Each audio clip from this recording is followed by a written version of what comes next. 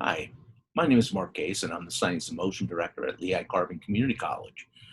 I know that many of you are working diligently through remote learning, and perhaps you've reached a point where you're starting to wonder where can you get some activities that will allow your students to take measurements, look at real scientific events, be able to do some analysis, and draw conclusions so that you don't have to always be the person who's the sage on the stage standing up there in front of them trying to lecture information and hopefully have them gain a knowledge of what's going on.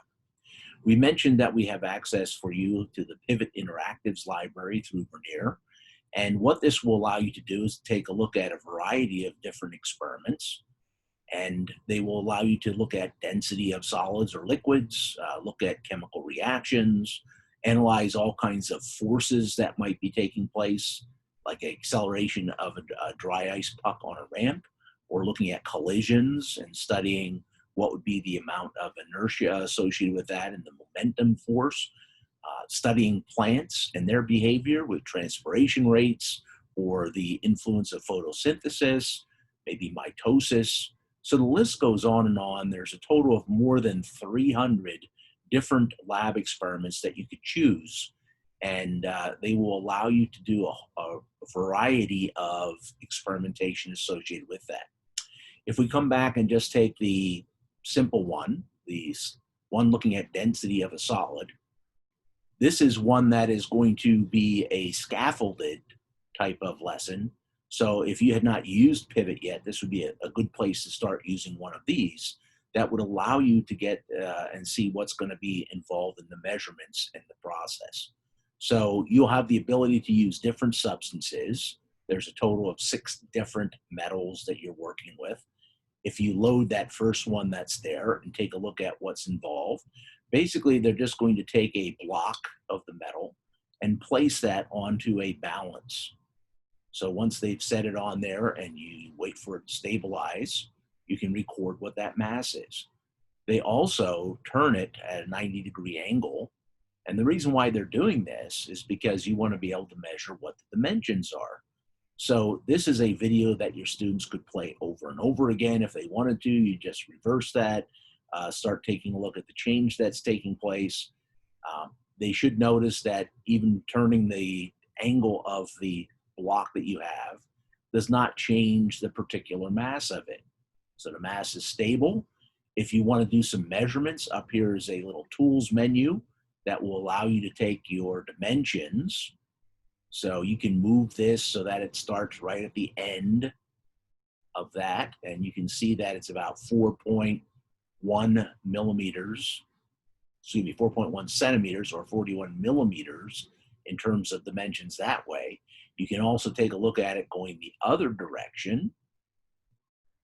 So you can measure that value and look at it being about 3.2 centimeters. And then when they continue on and change the orientation of the block, you can now measure what that particular distance is. Now you can see that this one is pretty close to being from 1 to 2.3. So the difference there is 1.3. You can just read it from that point or move the ruler over and remeasure that in terms of that particular setup. So it's about 127 grams. You have the 3 dimensions. You can do the calculations that are there. So it asks you, should the dimension, density of the metal depend on the volume value? And then that would be a response the students would put in and explain the reasoning. If it's a liquid in the scaffolded activity, you'd have to look at something similar as you'd work with here, but instead of looking at the Y, X, and Z axes of the metal block, you'd be taking a look at the volume of that liquid. So you could also do the density of a liquid lesson and have your student respond there. So it walks them through it. It has them submit a couple answers to that. You can edit this as the instructor as far as what questions you want to ask.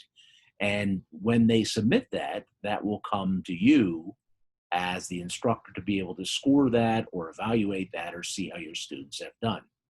Now, as the instructor, you also could come up here where it says, I want to Show me what the answers are and the notes that are associated with that, and how long it should take your students to actually work their way through it. So it's an estimated 30-minute activity, which might be perfect to get your students started on this and have them work through it. If you're allowed to use breakout rooms with Zoom, you could assign that to them in a particular medal, let them go do their analysis, come back, and then report out to the rest of the group what was the results they came up with as the density, and then also drawing a conclusion about what they thought that particular substance was.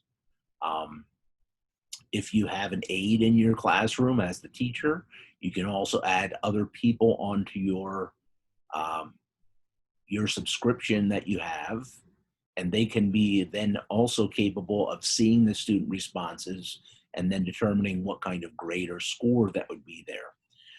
There's unknown medal number 1 that it would ask you to complete that. Unknown medal number 2 is another option that you'd be looking at, but now they might be talking about cylinders.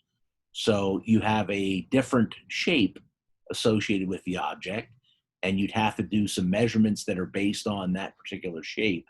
Now using a volume equals pi r squared h, where the h is the height, r is the radius, and then the volume would be based on that total. So they would do the same kind of thing. They would look at what substance you might have. They're telling you what the volumes are, since we have the answer showed up here. And then they compare the densities and say, well, which one does it match up with the closest? And that would be the identity of what your sample would be. So this is just one example. As a group, we have 1,400 subscriptions that are available to us. We already have about 350 of those already claimed. But if you'd like to use up to 30 at a time in your classroom, you can send a request to the Lehigh Carbon Community College and just say, I would like to use the Science in Motion program, and select the pivot subscriptions to be able to utilize that. And then you will get an email that says that you can log in and get those subscriptions, and you can share that with multiple classes. You could also just choose as the instructor to say, well, I just want to be added on as a user myself, and that will allow you then to create lessons that you can then present to your students if you wanted to use that as a method of trying to do a Zoom class and having real data, real measurements, real analysis that your students will be involved with. When we have the stopwatch, that is going to be looking at a time factor.